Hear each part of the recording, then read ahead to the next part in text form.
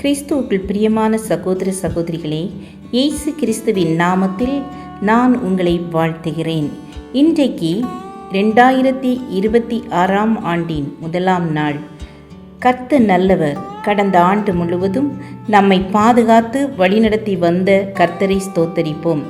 இந்த புதிய ஆண்டையும் காண கிருபை செய்த தேவனை மனதார ஸ்தோத்தரிப்போம். நாம் நிற்பதும் நிர்மூலமாகாமல் இருப்பதும் தேவனுடைய சுத்த கிருபை.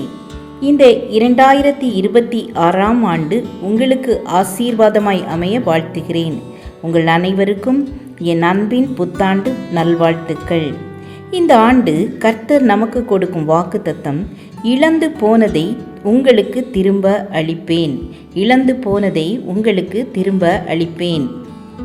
யோவேல் 2 அதிகாரம் 25 நாம் பார்க்கும் பொழுது, நான் உங்களிடத்தில் அனுப்பின என் பெரிய சேனையாகிய வெட்டுக்கிளிகளும் பச்சை கிளிகளும் முசுக்கொட்டை பூச்சிகளும் பச்சை புழுக்களும் பட்சித்த வருஷங்களின் விளைவை உங்களுக்கு திரும்ப அளிப்பேன் என்று சொல்கிறார்.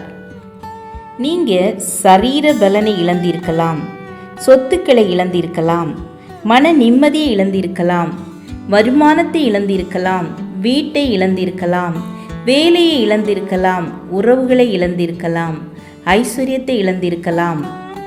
நீங்கள் எதையெல்லாம் இழந்தீர்களோ அதையெல்லாம் இயேசு திரும்ப தருவார். ஆம் தேவ பிள்ளைகளே, இரட்சிப்பின் சந்தோஷத்தை இழந்திட்டீங்களா? பரிசுத்த ஆவியை இழந்திட்டீங்களா? தேவன் ஜெபிக்கிற பிள்ளைகளுக்கு எல்லாவற்றையும் திரும்ப தருவார். இந்த வாக்குத்தத்தம் எனக்குத்தான் என்று விசுவாசியுங்கள். நீங்கள் இழந்து போனதை திரும்ப தருவார். யோபு இழந்து போனதை 2 மடங்காய் திரும்ப கொடுத்து அவரை மகிழ பண்ணினார். அதுபோல தாவீது இழந்து போனதை கர்த்தர் திரும்ப கொடுத்தார். ஆம், எனக்கு அன்பானவர்களே, கடந்த வருடத்தில் எதையெல்லாம் இழந்து தவிக்கிறீர்களோ அதையெல்லாம் இயேசு திரும்ப தருவார். வாக்குத்தத்தத்தை விசுவாசித்து ஜெபியுங்கள். இழந்ததை திரும்ப பெற்றுக்கொள்ளுங்கள். நாம் ஜெபம் செய்வோம். எங்களை நேசிக்கிறதான அன்பின் பிதாவே, நாங்கள் இழந்து போன எல்லாவற்றையும் இந்த ஆண்டில் பெற்றுக்கொள்ள உதவி செய்ய. இந்த வருடம் எல்லா பிள்ளைகளுக்கும் ஆசீர்வாதத்தையும் சுகத்தையும் பலனையும் பெற்றுக்கொள்ளுகிற ஆண்டாக அமையட்டும். இயேசுவின் நாமத்தில் பிதாவே, ஆமேன், ஆமேன். God bless you.